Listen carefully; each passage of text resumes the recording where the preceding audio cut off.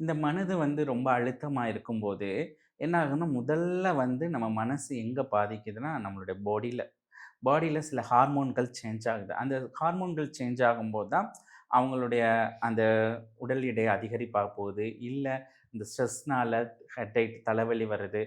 இல்ல அந்த ஸ்ட்ரெஸ்னால ulcer form ஆகுது. இந்த மாரி நோய்கள் நம்மளுக்குள்ள ஏற்படுது. அப்ப இந்த ஸ்ட்ரெஸ் ஆகும்போது என்ன அழுத்தத்த ஏதோ ஒரு விதத்தில நம்ம வெளியில கொண்டு வரணும்னு நெனைக்கிறோம். இந்த வெளியில கொண்டு வரதுக்காக நம்ம என்ன பண்ணிக்கிறோம்னா, இன்னைக்கு மக்கள் ஏதோ ஒரு விதம் அந்த ஸ்ட்ரெஸ்ஸ வெளியில போகணுக்காக ஒரு ட்ரிப் போறது, அவங்களுக்கு பிடிச்ச நபர்களோட பயணம் செய்றது, இல்ல ஒரு சினிமா பார்க்குறது, இப்படி தன்னை மூவ் பண்ணிக்கிறாங்க. தன்னுடைய இந்த ஸ்ட்ரெஸ்ல இருந்து மூவ் பண்ணிக்கிறாங்க. திருப்பி அங்க நிரந்தரமா இருக்க போறாங்கன்னு பார்த்தா கிடையாது. திருப்பி இதே லைஃப்குள்ள வரும்போது, அது ஸ்ட்ரெஸ் வந்துருது.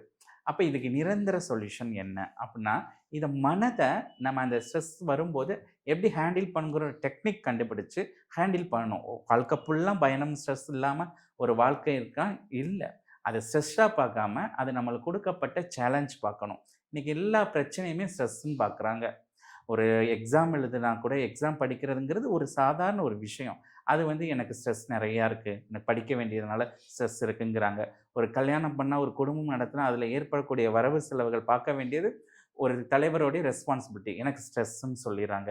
அப்ப ஸ்ட்ரெஸ்ஸுங்கிறது ஒரு நடைமுறை விஷயங்கள் கூட ஸ்ட்ரெஸ்ன்னு சொன்னனால, அது ஸ்ட்ரெஸ் கிடையாது. அது உங்களுக்கு குடுக்கப்பட்ட சேலஞ்சுங்கிறது நீங்க புரிஞ்சுக்கிறணும். அது உங்களுக்கு சவால்கள்னு பார்த்துக்கிட்டீங்கன்னா, அங்க வந்து ஸ்ட்ரெஸ்ஸுக்குன்னு இல்ல.